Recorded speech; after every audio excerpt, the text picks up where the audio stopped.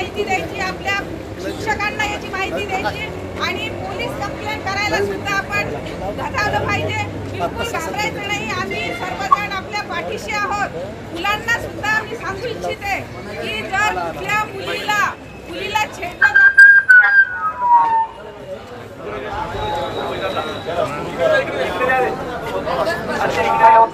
बाजूला घ्या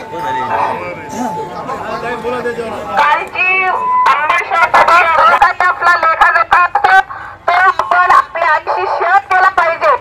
आपल्या आई वडिलांना जरपणे सांगितलं तर आपले आईवडील पोलिसांपर्यंत पोहोचतील।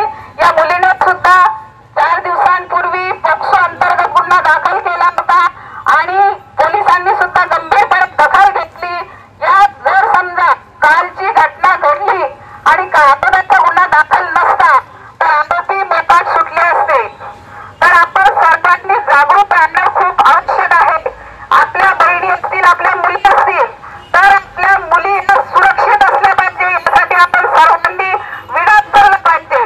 आपल्या मुली सुरक्षित नसेल तर आपल्या जगण्याचा अर्थच नाही, कारण प्रत्येकाच्या घरात मुलगी आहे, प्रत्येकाला बहीण आहे।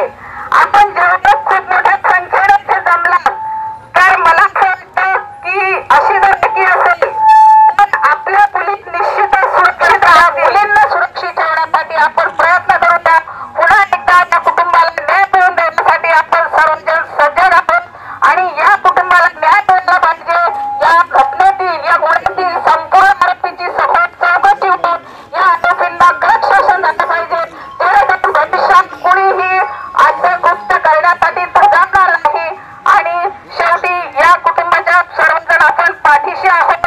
या मुलीला या ठिकाणी आपण भावपूर्ण श्रद्धांजली देतो आणि जर समजा आपल्या भविष्यात अशा घटना जर घडत असतील तर आपल्या नागरिकत्वाचा काहीच उपयोग होणार नाही असं मला वाटतं।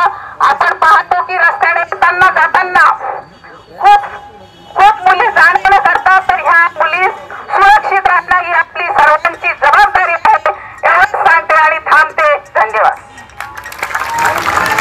की आपल्याला जर मुलं छेडत असतील, आपल्या म्हणजे मुलांच्या बाबतीत काही घडत असेल तर आपण आपल्या कुटुंबाला याची माहिती द्यायची, आपल्या शिक्षकांना याची माहिती द्यायची आणि पोलीस कंप्लेंट करायला सुद्धा आपण घटावलं पाहिजे। बिलकुल घाबरायचं नाही, आम्ही सर्वजण आपल्या पाठीशी आहोत।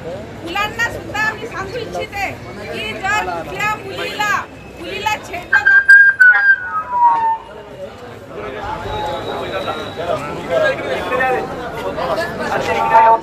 बाजूला घ्या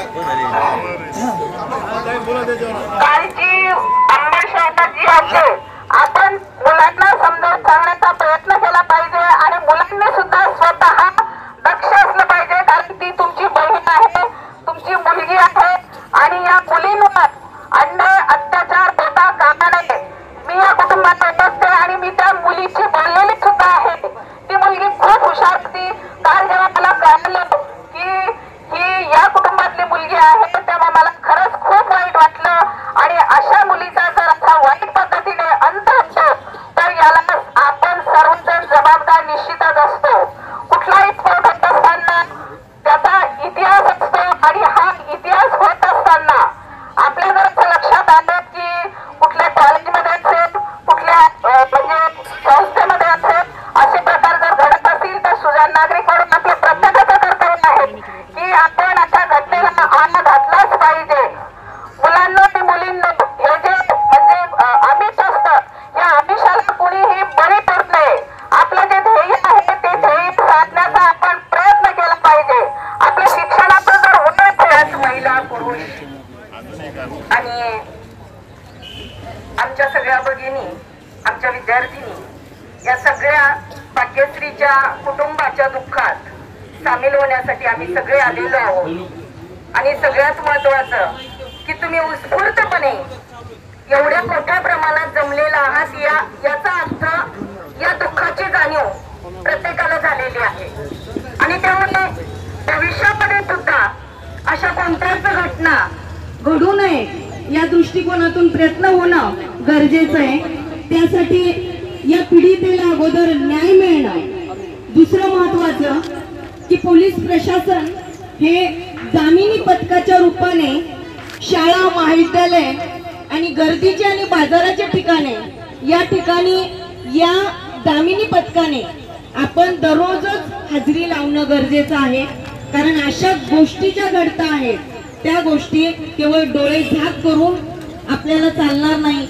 जर सर्व समाज व्यवस्था, पालक, मुले, मुली आणि शाळा, महाविद्यालय, शिक्षक आणि पोलीस प्रशासन जर सतर्क राहत असेल तर निश्चितपणे या सगळ्या घटनांना आपल्याला आळा घालता येईल, एवढंच मला म्हणायचंय. आणि पीडितेला न्याय देण्याच्या दृष्टिकोनातून आम्ही सर्वजण या कुटुंबाच्या पाठीशी उभे आहोत. आणि त्यामुळे कृपया या संदर्भामध्ये कोणीही मुलींनी आता टाळ्या वाजवू नये. दुसरी गोष्ट की हे सगळं संपल्यानंतर 2 मिनिट श्रद्धांजलीचा कार्यक्रम होईल आणि अगोदर सगळे पुरुष जातील, नंतरच आपल्या मुली जातील. यानंतर साक्षी रांजणे बोलते.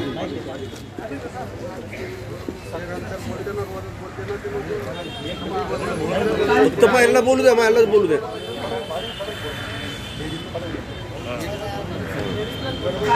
बोलू द्या. कालची घटना ऐकून खरंच तर खूप दुःख झालं आणि ही दुःखाची जाणीव कळते मला की त्या विद्यार्थी, सगळे पालक खूप जण उपस्थित आहेत. पण ह्याला आपण सतर्क राहिलं पाहिजे. आणि मला वाटतं की मुलींना आणि मुलांनी आपण सगळ्यांनी स्वतःचा विचार स्वतः पण करायला पाहिजे आणि हिंमत धरली पाहिजे. आणि दुसरीवर काही अत्याचार होत असतील तर आपण पहिल्यासारखं आता काय व्हॉट्सअप चॅटिंग हे खूप चाललंय, तर आपण बघितलं पाहिजे आपल्या मैत्रिणीला काय दुःख आहे काय नाही. नुसतं आता मोबाईलवर ह्याच्यावर नसता विचारून खोदून जाणलं पाहिजे सगळ्यांचं दुःख आणि प्रयत्न केला पाहिजे. आणि मुलींनी सुद्धा स्वतःची हिंमत स्वतः धरली पाहिजे आणि खंबीर होऊन प्रयत्न केले पाहिजे की आपण कसं राहावं कसं नाही. आणि मुलीचं कोणाचं दुःख असलं तर जाणून घेतलं पाहिजे. एवढंच बोलते. थोडं प्रेसवाले थोडं हे करू नका, कसं मागच्याला पुढे या ना, तुम्ही पुढे या ना. आज सगळेजण आलात त्याबद्दल खरंच धन्यवाद. पण नाही का कालची जी घटना आहे म्हणजे नाही का आता जसं मॅडमनी सांगितलं की नाही का पोलिसांना पण सांगितलं होतं आम्ही स्वतः गुन्हा दाखल केलाय त्याच्यावर. पण तरी पण पोलिसांनी म्हणजे मॅडम बोललात की नाही का पोलिसांनी शोध लावायचा प्रयत्न केलाय. पण नाही, आम्हाला सगळ्यात जास्त गरज होती पोलिसांची. ज्यावेळेस आम्हाला धमकी भेटली त्यावेळेस आम्ही पोलिसांकडे गेलो, कारण की आम्हाला वाटत होतं घरच्यांसोबत आमची तेच सुद्धा मदत करते. पण नाही का पोलिसांना आम्ही फक्त पोलिसांजवळ एक मागणी घातली होती. त्यांनी जे स्वतः कबूल केलं होतं की त्याचे 2 फोन आहेत, त्या फोनमध्ये सगळा डाटा आहे जे की प्रूफ म्हणून आमच्या साईडला होतं. आम्ही पोलिसांसोबत ती मागणी घातली की ते 2 फोन जप्त करा, पण तरी सुद्धा पोलिसांनी ते 2 फोन जप्त केलेले नाहीत. आणि त्याच टेन्शनमध्ये आज परत धमकी येऊन तिने स्वतःचा जीव गमावला. तिच्या आई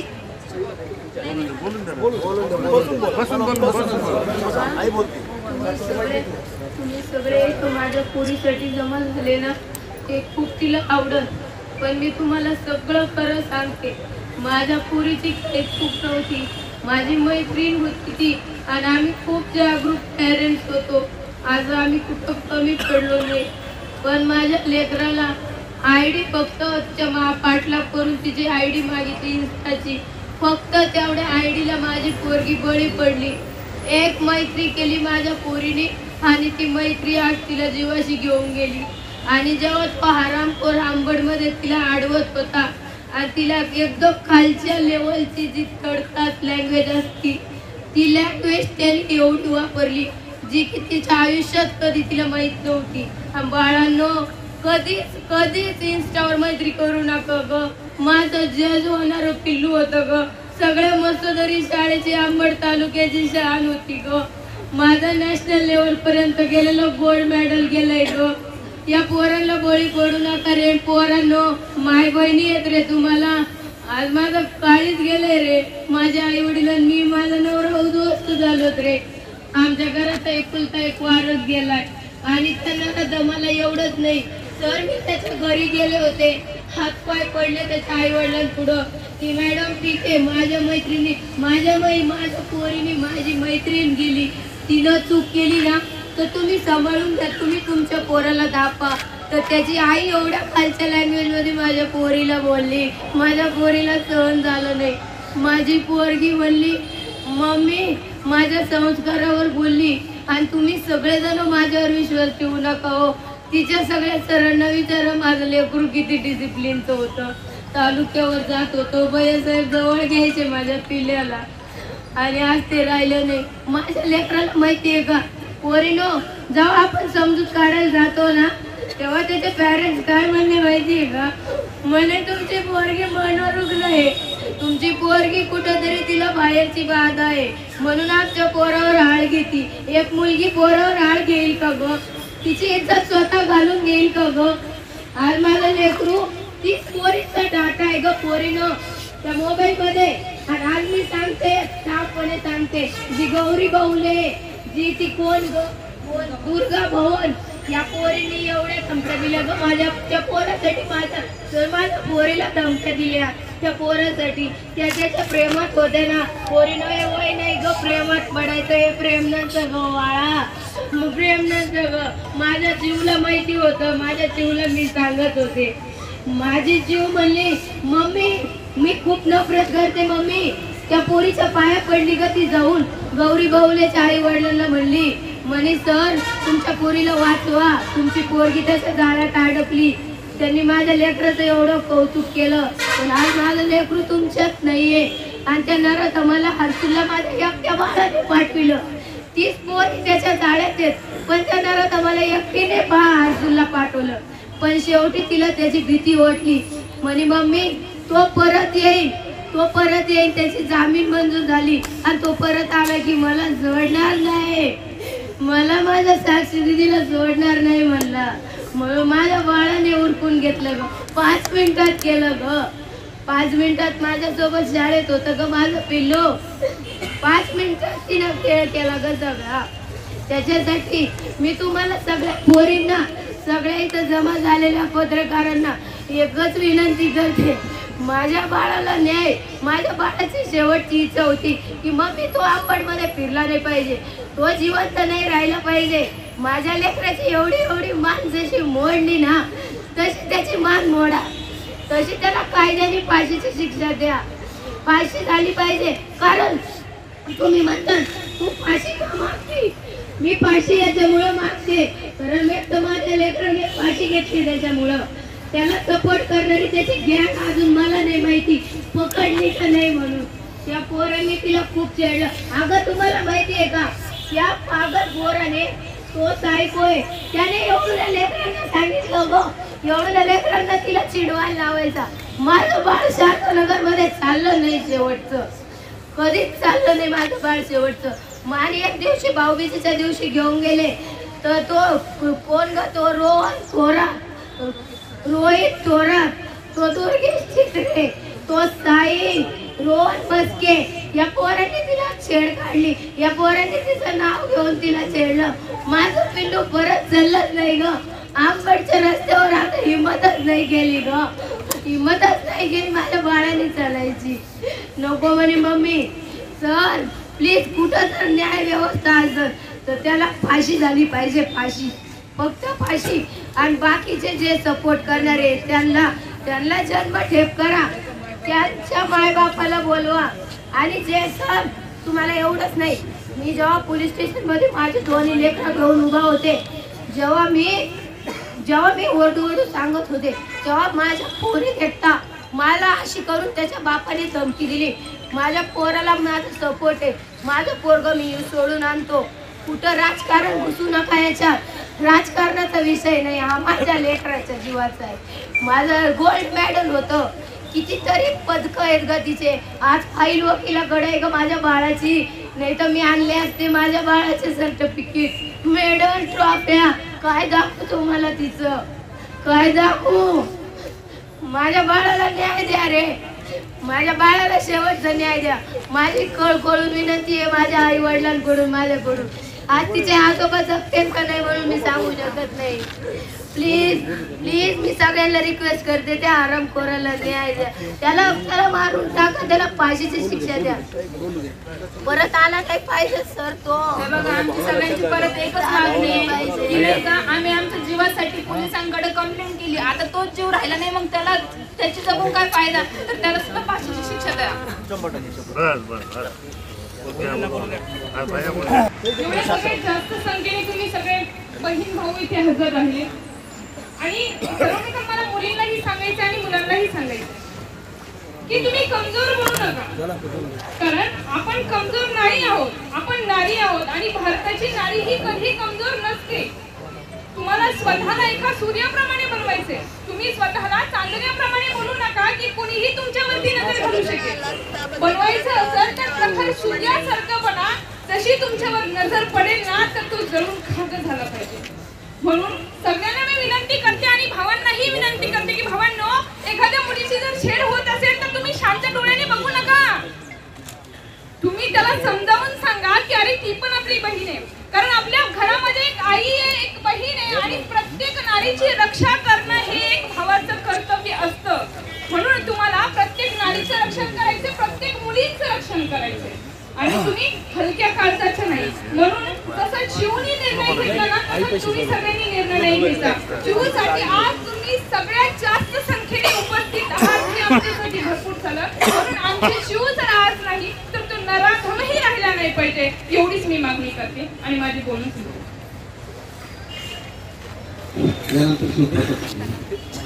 दोन्ही पण घेते. उपस्थित सगळ्या भगिनी आणि सगळे आपण त्याच्या निषेध मोर्चात आलेले खऱ्या अर्थानं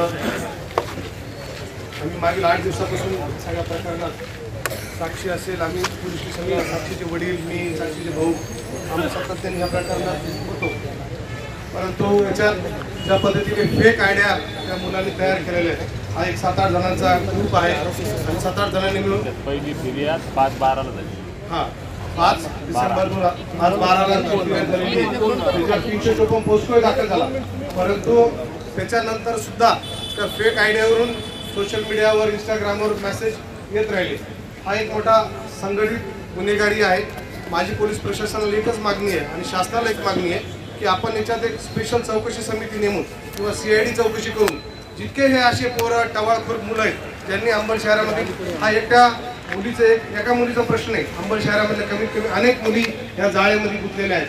आपल्याला सगळ्या मुलींना याच्यातून बाहेर काढायचं आणि माझ्या सगळ्या मुलींना एक विनंती आहे, जोपर्यंत आपलं शिक्षण पूर्ण होत नाही आणि जोपर्यंत आपण आपल्या पायावर उभारत नाही, आपण सोशल मीडियापासून दूर राहिलं पाहिजे. मुलांनी सुद्धा सोशल मीडियावर दूर राहिलं पाहिजे. इंस्टाग्राम, फेसबुक, व्हॉट्सअप, स्नॅपचॅट हे सगळे प्रकार आपल्या शिक्षण धंद्याचा आपण वापरला. परंतु आता जोपर्यंत आपण आपलं ध्येय गाठत नाही तोपर्यंत आपण ह्या सगळ्या गोष्टीपासून दूर राहिलं पाहिजे. माझी कळकळीची विनंती आहे सगळ्या माझ्या भगिनींना की आपण आता ह्या मिनिटाला, ह्या क्षणाला तुमचं सोशल मीडियाचे अकाउंट डिॲक्टिवेट करा. आपले कोणतेच फोटो सोशल मीडियावर टाकू नका. आपला कोणताच वाढदिवसाचा असो का एखाद्या लग्नाचा असो किंवा कुठला आपला उत्सव साजरा करताना असो, आपला फोटो सोशल साईट्सवर टाकू नका. कारण की आता जे नवीन टेक्नॉलॉजी आलेली आहे, AI1 काय म्हणतात AI, तर त्या प्रकारामधून कोणाचे कसे फोटो माफ करू शकतात, कसे प्रकारे ब्लॅकमेलिंग होऊ शकते. आपलं जर या सगळ्या प्रकारापासून वाचायचं असेल आणि आपलं भविष्य घडवायचं असेल तर सगळ्यात पहिलं जर आपल्याला काय काम करायचं असेल तर आपलं सोशल मीडियाचं अकाउंट डिॲक्टिवेट करणं ही काळाची नितांत गरज आहे. आणि जे पालक आहेत, माझी मुलगी या वर्षी 12वीला आहे, मी अजून तिला कधी मोबाईल दिला नाही. मोबाईल तिला ट्युशन क्लासेसचे येतात, तर माझ्या व्हॉट्सअपवर तिचे मेसेजेस काय सरला टाकायचं तर माझ्या व्हॉट्सअपला येतात, मग मी माझ्या मुलीला दाखवतो किंवा माझ्या मिसेसच्या अकाउंटवर येतं, मग माझी मिसेस त्यांना दाखवते की आज हा होमवर्क आहे किंवा आज ही शीट सॉल्व्ह करायची. तर आपल्याला या पद्धतीने जाणं गरजेचं आहे. आणि ज्यांच्या मुलींचे पालक सोबत नाही त्यांनी काहीतरी आपलं गार्डियन किंवा एक कॉमन ग्रुप तयार करून त्याच्यावर आपला व्हॉट्सअपवर आपला अभ्यासक्रम घ्यायचा. परंतु सोशल साईट्स 100% बंद करा, तरच ह्या सगळ्या गोष्टीचं उत्तर होऊ शकतं. कारण प्रशासन सुद्धा प्रत्येक सोशल नेटवर्किंगपर्यंत प्रशासन पोहोचू शकत नाही. इतके शातीर आहेत हे पोट्टे. यांनी काय केलं आहे ताई वकील साहेब, अनेक अकाउंट्स आहेत, एक अकाउंट नाही अनेक अकाउंट्स आहेत. पहिले एक काय नावाचं अकाउंट नाही फेसबुक, इंस्टाग्राम, एक समीर नावाचं एक अकाउंट, रियांश नावाचे 2 अकाउंट आहे. 2 एकच अकाउंट आहे. पहिले रियांश नावाचं होतं, मग समीर झालं. आपण सायबर क्राईमला सुद्धा त्याच्यात आपले योगेश चव्हाण PI साहेब जे ते बी याच्या संदर्भात शोध करतायत, परंतु त्यांचं लवकर तपास लागत नाही. मग याची काळाची गरज काय, आपण आपल्या सोशल साईट्स 100% बंद केल्या, मला वाटतं हे सगळ्या गोष्टीला आळा बसेल. आणि मी परत एकदा मित्रांना विनंती करतो, सगळ्या पोरांना, आपल्या सगळ्याला आई आहे, बहीण आहे आणि माय सुद्धा आहे. आपल्या ह्या सगळ्याची जगत जननी कोण असेल तर स्त्री आहे. स्त्रीमुळेच आपण सगळे ह्या जगात फिरतोय. तर स्त्रियांचा सन्मान जर आपण करू शकत नसेल तर आपल्याला जीवन जगून सुद्धा काही उपयोग नाही. आपण स्त्रियांचा सन्मान केला पाहिजे आणि आपण आपल्या पद्धतीने आपल्या भागात जर कुठं महिलांना मुलींना टॉर्चर होत असेल किंवा त्रास होत असेल तर आपण खंबीर आपल्यातला पुरुषार्थ दाखवून आपण त्या मुलांचा विरोध केला पाहिजे. एवढं बोलून मी थांबतो. या प्रसंगाला पुढे जावं लागलं नसतं. ज्यावेळेस सोशल मीडियावर त्यानं पहिल्या वेळेस साक्षीला उलट सुलट लिहून ज्यावेळेस त्यानं पाठवलं होतं, तर त्यावेळेस तिचे वडील आणि मी त्यावेळेस PI नाचन साहेब होते. 12:05 आम्ही त्यांच्याकडे फिर्याद घेऊन गेलो. फिर्याद लिहून घेतली, हे केली, पण पोलिसांना त्याला फार गांभीर्यानं घ्यावंसं वाटलं नाही. त्यावेळेस त्यांनी जर त्या सोशल मीडियाच्या म्हणजे आपल्या सायबर क्राईममधून जर याचा जर शोध लावला असता तर आज आपण ह्या वेळेस या लेकराच्या यावेळेस दुःखाच्या प्रसंगामध्ये आम्ही बसलो नसतो. माझी पोलिसांना एवढीच विनंती, मी प्रत्येक वेळेस विनंती करतो की कोणाचं आहे, कोण आहे, कुठला आहे, काही बघू नका. जिथं वाईट कृत्य करताना दिसतो त्याला तिथं चोप द्या, अशी प्रत्येक वेळेस पोलिसांची मागणी राहते. मसुदरी शाळा ज्यावेळेस सुटती, त्या शाळा सुटल्यानंतर ते लेकरं ज्यावेळेस रोडनं चलते तर इकडं आपलं हृदय खालीवर होतं की त्या एखादी लेकरू गाडी खाली येऊ नये, इतकी सगळी ट्रॅफिक. प्रत्येक शाळा सुटल्यानंतर प्रत्येक लेकराला अंबड शहरामध्ये चालणं मुश्किल होतं. त्याच्यामध्ये मोठमोठे सायलेन्सर लावून कटा मारणारे अवलादी भरपूर आहेत. मी तर माझे इथे जे जमलेले मित्र आहेत त्यांना मी खुल्लं सांगतो की तुम्ही यावेळेस यानंतर मारणं सुरू करा. पोलिसांना जर तुमच्यावर गुन्हे दाखल केले तर मग आपण पोलिसांचं बघू. ती वेळ आज आलेली आहे. आणि जो पुढारी आणत असन त्यालाही आम्ही गय करणार नाही. मी आजपर्यंत सांगतो, कुठल्याही मुलीच्या अत्याचाराच्या विरोधात आम्ही उभं राहिलो नाही असं झालेलं नाही. पण आज ही घटना तुम्ही म्हणता, DYSP साहेबाला मी म्हणतो, DYSP साहेब घनसंगीच्या पोलीस स्टेशन मध्ये जाऊन विचारा. मायबाप पोलीस फिर्याद घेऊन येते, पोलीस लोक आतमध्ये जाऊन चर्चा करते, कोण्या लिडरला फोन लावला, कोण्या नेत्याच्या बोलल्यावर तुम्ही गुन्हा दाखल करत नाही. त्या पोरीला याच प्रमाणामध्ये सोशल मीडियातून तिची बदनामी केली. आज रांजणी सारख्या गावामध्ये कमीत कमी 25 ते 30 मुली या सगळ्या वेदनेशी झटतायत. पोलीस प्रशासन काय करतं, जर तुम्हाला लिडर लोकांचं ऐकायचं त्याच्या घरच्या चाकऱ्या करा. समाजाचं संरक्षण करू शकतो, पण त्यावेळेस तुम्ही गुन्हे दाखल करण्याची चूक करू नका, कारण की आम्ही तुम्हाला बी त्यावेळेस बघणार नाही. याच्यानंतर सगळे जमलेले जे ते इंस्टाग्राम वापरा मुलींच्या आजादीला. मी म्हणतो कशामुळं काही आजाद, तुम्ही गंभीर राहा. प्रत्येक शिक्षकाला सांगतो, मग ते ट्युशन असन, अकॅडमी असन, कोणत्याही संस्थेचा शिक्षक असन, मी प्रत्येक वेळेस सांगतो की लेकरं घरापर्यंत जायपर्यंत सर तुमची जिम्मेदारी. त्या लेकराचे काय चाललं काय नाही तुम्ही शिक्षण सोडून बाकीच्या गोष्टी सुद्धा तिच्याकडे लक्ष देत जा, असं प्रत्येक शिक्षकाला सांगतो. इथं उपस्थित असलेले काही शिक्षक त्या याचं साक्ष देतील. तर मित्रांनो, याच्यानंतर कुठलेही आज चेतावणी समजून घ्या, काय समजून घ्या, पण पोरानं जर कोणाला मारलं आणि कोणा नेत्याचा फोन गेला की आमच्या पोराला मारलं तुमच्या पोरानं, तर आम्हाला सांगू नका. मी आज पोराला म्हणतो निषेध मोर्चा होत राहील. याच्यानंतर ही घटना घडायची वेळ पुन्हा अंबड शहरात येऊ नये याची जिम्मेदारी या सगळ्या युवकावर आहे. आणि तुम्हाला माझ्या बहिणीला सांगतो, कुठलाही प्रकरण दाबू नका. कुठल्याही आईला मी सांगतो, तिच्या पोरीला त्रास होतो म्हणून तिची शाळा बंद होईल म्हणून तिच्या वडिलापासून लपवू नका. वडिलापासून लपवायचं असेल तर आमच्या सारख्याला सांगा, त्याचा बंदोबस्त आम्ही करू. लेकराचं शिक्षण बंद करू नका. मुलीला मुलीची आझादी भेटलीच पाहिजे, हे तुम्ही प्रत्येक गोष्ट लक्षात ठेवा. पोरीनो घाबरायचं नाही, कोणी असो जाग्यावर उत्तर द्या. तुम्ही जर उत्तर देणं सुरू केलं तर हा सगळा विषय बंद होईल. एवढंच बोलतो आणि पोलीस प्रशासनाला पुन्हा एकदा विनंती करतो की तुमच्या सुद्धा मोठी लेकी बाळी आहेत, याचा विचार करावा. पिल्लांनो, आणि तुम्हाला वाटत असत की माझ्या पोरीने इंस्टावर मैत्री केली, बाळांनो अजिबात नाही. तुमच्या मैत्रिणी निवडताना अशा निवडा ग की त्या तुमची माहिती कोणाला देणार नाही. माझ्या इंस्टाच्या अकाउंटची माहिती तिच्या मैत्रिणीने ID दिला ग. त्या पोरींना कळकळीची विनंती आहे, जेव्हा तुम्हाला म्हणते ना की तो तुला लाईक करतो, तो तुला बोलवतो, तिथंच त्याचं तोंड फोडा. माझी जीव सगळ्या पोरींना सांगायची समजून, आणि आज स्वतः हारली. आणि शाळेतलं तुम्हाला एवढंच नाही, शाळेतल्या पोरींसाठी दुश्मनी पत्करली ग. कॉलेजच्या पोरींसोबत काही झालं तर ती उभं राहिली ग. पण आज जेव्हा स्वतःवर वेळ आली ना, तर चूक जेव्हा नसती ना माणसाची, तेव्हा माणूस सहन करीत नाही ग. तिला सहन नाही झाली, त्याच्यामुळे मैत्री करताना लय विचार करून करा ग पोरींनो. पोरींचा घात करायला ग पोरींनो. असं करू नका. सगळ्यांना माय बहिणी आहे, तुम्ही काय करा, मैत्री करताना चांगली करा. माझं पिल्लू, माझ्या पिल्ल्याच्या भोवती मैत्रिणींनी घात केला ग माझ्या पिल्ल्याचा.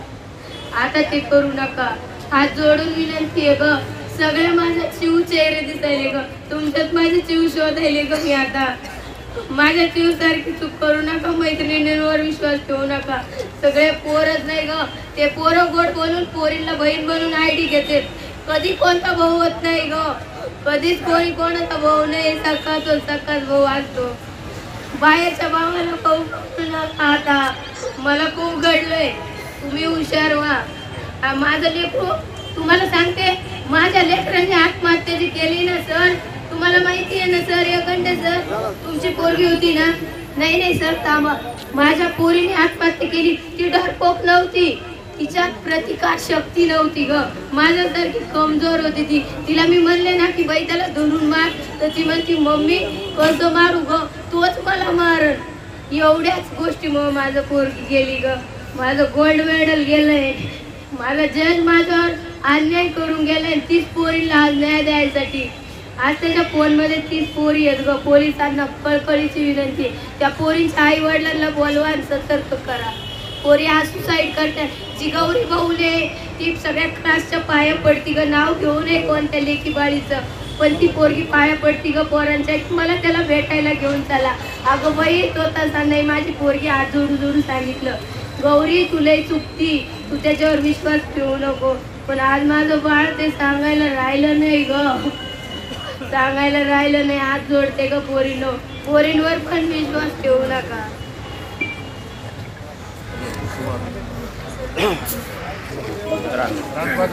मी भाषण करणार नाही, पण काही गोष्टी सांगणाऱ्या मुली नाही. काही मुलगा एखाद्या मुलीला छेडतोय, दुसरी मुलगी बघते, दुसरा मुलगा बघतोय. ती मुलगी भेट असेल, तुम्ही कोणाला तरी सांगा, मैत्रिणीला सांगा, आईला सांगा, शिक्षकांना सांगा, किंवा आमच्यासारखं कोणी दिसलं आम्हाला सांगा. आणि त्याचबरोबर मी पोलीस प्रशासनाला एक विनंती करतो, जर आपल्याकडून काही होत नसेल तर मी आणि माझे काही सहकारी आम्ही दांडे घेऊन तिथं उभे राहू. मग पोलीस प्रशासन भारतीय दंडसंहितेनुसार आमच्यावर काय गुन्हे दाखल करील ते करू द्या, पण आम्ही त्याला पुन्हा पायावर चालू देणार नाही. एवढी पोलिसांना विनंती करतो आणि थांबतो. चिऊ आणि माझी साक्षी, तर त्यांना शारदानगरमध्ये 2 ते मुलं आडवे झाले आणि आडवं होऊन त्यांना गाडी अडवली. आणि मग आमच्या भैयाचे मित्र होते, तर त्यांना काय केलं, काही बहिणीला तू फोटो का मागतो, आमच्या दिदीला फोटो मागतो. त्या पोरीला म्हणे की मला साक्षीचे एका मुलाचे फोटो व्हायरल कर. तर ती म्हणते साक्षीचे कोणा मुलासोबत फोटो नाही तर मी तुला देऊ कशी. तर तो म्हणे तुझे आणि माझे फोटो मी तुझ्या घरासमोर येईन, धिंगाणा करी आणि तुझ्या आई वडिलांना सांगत. त्या मुलीमुळं त्या मुलीनं काय केलं, मुलांना त्याला मारलं. तर बाकीच्या मुलं काय म्हणते, अरे अंबडमधल्या मुलांना त्या मुलाला मारलं, पोलीस स्टेशनला नेलं. अरे हरप करावं कशामुळे नेलं तुम्ही त्यांना विचारा ना. ते नेलं कशामुळे, मुलीला आडवा झाला, मुलीला छेडछाड केली, त्याच्यामुळे त्याला मुलांना मारलं अंबडमधल्या, आणि त्याच्यामुळे त्याला पोलीस स्टेशनला नेलं. आणि बाकीच्या मुलं मजा घेते, ह्या मुलांनी त्याला मारलं, त्या मुलांनी त्याला मारलं, कशामुळे मारलं त्याला प्रश्न विचारा पहिले. सगळ्यात पहिली गोष्ट तर पोलिसांनी त्या हरामखोराला शोधलेलं नाही, तर आमच्या घरच्यांनीच त्याला शोधून पोलीस स्टेशन मध्ये नेलेलं आहे.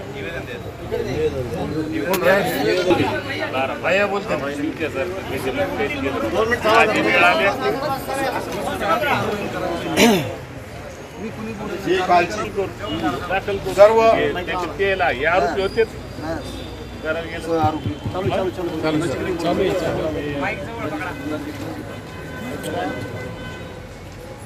जी कालची घटना झाली सर्व अंबडवासियांना तिचं फार दुःख वाटलं, पण या दुःखात मुली असतील मी एक तुम्हाला सूचना करतो की ह्या ज्या मुलीनं तिच्यावर ही वेळ आली ना, आता आम्ही पण तुमच्या वयातून गेलेलो आहोत, पण त्या वयामध्ये मग आपले मैत्रिणी असतील, आपले मित्र असतील, त्या मित्राला त्या ग्रुपमध्ये माहीत असतं की हा मुलगा काय करतो, ती मुलगी काय करते. पण मी तुम्हाला इतकीच विनंती करेन की आजूबाजूच्या ज्या मुली असतात, मैत्रिणी असतात, त्यांनी त्या मुलीला असेल त्या मुलाला असेल यांना सूचना केल्या पाहिजे. नाहीच ऐकलं त्याने आपल्या आई वडिलाला सांगितलं पाहिजे. ह्या सूचना घरच्याला काही माहीत नसतं, आई वडिलाला काही माहीत नसतं. ही ज्यावेळेस हाताबाहेर गोष्ट जाती त्यावेळेस आई वडिलाला माहीत होती. मग आई वडिलांच्या हाताबाहेर गेल्यावर आई वडील काय करणार. तर या गोष्टीचा मुली असतील मुलं असतील यांनी आपापल्या ठिकाणी थोडा विचार करावा. आणि मी तर सांगाल पोलीस प्रशासनाला ज्यावेळेस त्याला अटक केली त्यावेळेस त्याचा मोबाईल आपण जप्त केला पाहिजे होता. आणि त्याला ज्यावेळेस अटक केली त्याला कोर्टात हजर केलं आपण, त्यावेळेस MCR दिला त्याला. तुम्ही PCR काऊन नाही मागितला. ही मला पोलीस प्रशासनाला प्रश्न आहे माझा की त्याला MCR दिला तुम्ही, PCR काऊन नाही मागितला की तुझ्याजवळ अजून काय काय आहे. त्याचे मोबाईल 2 होते का 3 होते, हा लॅपटॉप असेल, त्याचे जप्त काऊन नाही केले. हा मला पोलीस प्रशासनाला प्रश्न आहे. मी तुम्हाला सांगतो, तुम्हाला मी शब्द देतो, आजचं हे जे सरकार आहे हे मुलींवर अत्याचार खपून घेणारं सरकार नाही आहे. आपण या गोष्टीचा पूर्ण थडा लावू. आणि मी माझ्या वतीनं पण आपल्या मतदारसंघाचे आमदार, मला त्यांचा फोन आलता की माझा शब्द द्या तुम्ही की ह्या घटनेची आपण चौकशी पूर्ण करू. ह्या गोष्टीला समजा कुठे अडथळे येत असतील तर आपण आज तर मंत्रिमंडळ नाही पण मुख्यमंत्र्याकडे आपण ही बाब नेऊ, हा मी तुम्हाला शब्द देतो. आणि शासनाकडून पण आपण वकील देणार आहे ह्या घटनेमध्ये. तर असं पोलिसांवर मी जास्त म्हणजे घटना जी घडती ना पोलिसांकडे जाती ती 10 दिवस 15 दिवस आधी, पण त्याला डिले केला की ही घटना घडती. त्याला वेळीच चोप दिला नाही आपण तर ही घटना घडण्याची राहतील. पण आपण काय करतो, थोडीफार घटना आहे सोडून द्या. मग पोलीस प्रशासन काय म्हणतं, आता आम्ही त्याच्यात आहे म्हणून सांगतो तुम्हाला की आई वडिलांची बदनामी होईल, मुलीची बदनामी होईल. काय आता मुलगी गेली म्हणजे मग काय झालं, आपल्या घरचं बाळ गेलं ना. तर ह्या गोष्टीला पोलीस प्रशासनाने थोडी दखल घेतली पाहिजे. आपण म्हणतो की थोडीफार गोष्ट आहे पण त्या गोष्टीचं गांभीर्य फार असतं. अशा जे आरोपी असतील त्यांना तात्काळ अटक करावी अशी मी मागणी करतो. सर्व समाजाच्या वतीनं, समच्या शहराच्या वतीनं, मुलींच्या वतीनं, मुलांच्या वतीनं अशा नराधमांना अटक केली पाहिजे. एवढं बोलतो आणि माझे 2 शब्द संपवतो. जय महाराष्ट्र. यानंतर सर्वांनी आपापल्या जागेवर वळावं. शोभा कोल बंधूंनो, मिखाल लाला और पूरा मुसलमान साथ, अशोक भाई मेरे भाई है और बहन मैं आपके साथ हूँ. और दरिंदों को हम हमारे नेताजी हम आपके साथ है, उनको दरिंदों को मैं भी मारूंगा और हम सब मारेंगे। बहन हम तुम्हारे साथ है, ये नेताजी नरेंद्र मोदी के साथ है।